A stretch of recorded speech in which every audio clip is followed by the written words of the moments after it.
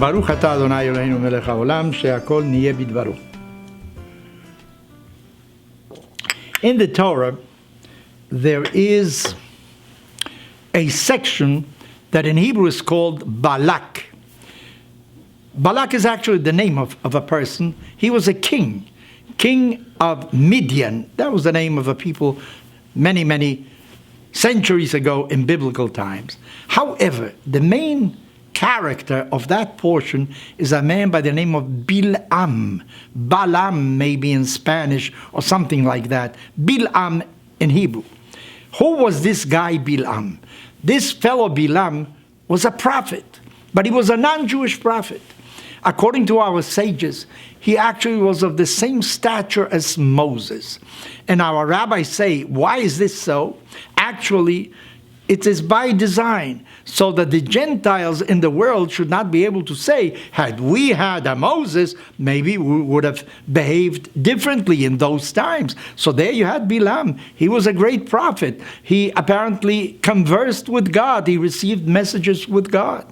The story in the Bible goes like this. This king Balak, the king, feared the Hebrews because he saw they were conquering every nation that they fought in the desert. So he was afraid that one of these days they are going to do war against him and he's going to be defeated. So he asked himself, where is the strength of the Jewish people? How come that they're so strong? He came to the conclusion, you know why? Because they are a spiritual people. They are a people of the word. They speak to God. So the only way to defeat them is really by engaging somebody who has similar powers to what they have. So he went to this man, Bilam, and he said to him, you know, I want you to help me. Here the Hebrews are coming. I want you to do something against them, curse them or do something. Eventually this Bilam didn't wanted. I don't want to repeat the story of the Torah. Eventually he went with the people of Balak and he was ready to curse the Jewish people, but instead of cursing them, he actually blessed them and so on. The question is, how come this Bilam lent himself for such a mission? If he was such a prophet, he was so important. Where was this Bilam from? According to the Torah, he was from a place called Peor. Peor. That place, Peor, is never mentioned in the Bible again. The other king was the king of Midian. That was an established kingdom. But this prophet came from a place called Peor. It isn't mentioned again. It's as if he came from nowhere. What's the problem with coming from nowhere? That means he didn't have any tradition of ancestors that in his city, among his people, certain things are done, certain things are not done. He had no basis. He had no frame of reference. In other words, whatever was convenient at the time, he was ready to do. Because he did not respond to any history, to any narrative from before of his ancestors that behaved in a certain way, so he felt he is free to do whatever he wants to. Well, that was Bilam. In other words, he was a man without a nation. He didn't have a people, a frame of reference of what things are permissible, what should you do, what should you aspire. He decided things on the moment. Whatever was convenient at the time, that's what he would do. What you call situational ethics. It depends on the situation. There are no basic principles by which you have to guide yourself.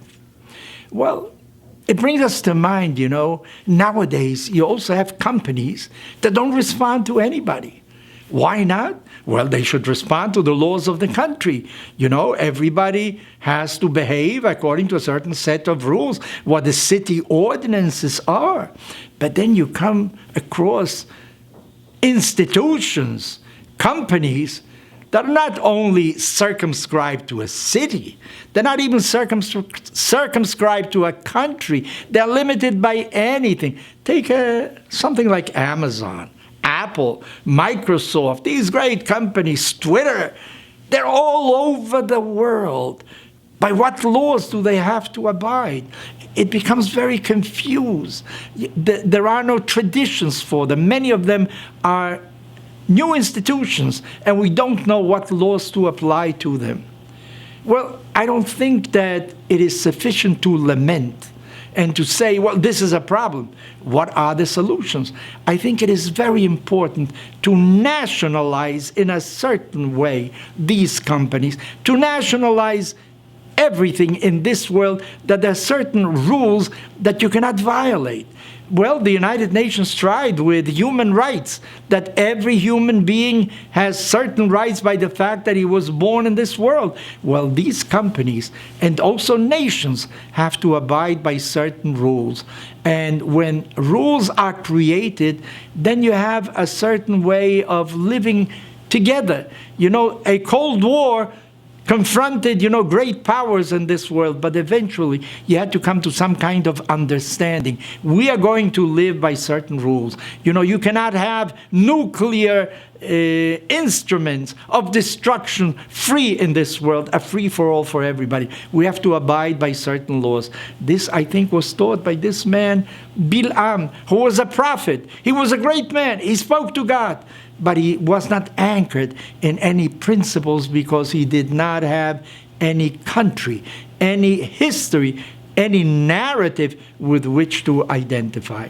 Now think to yourself, you are a man in your own house, a woman in your own house.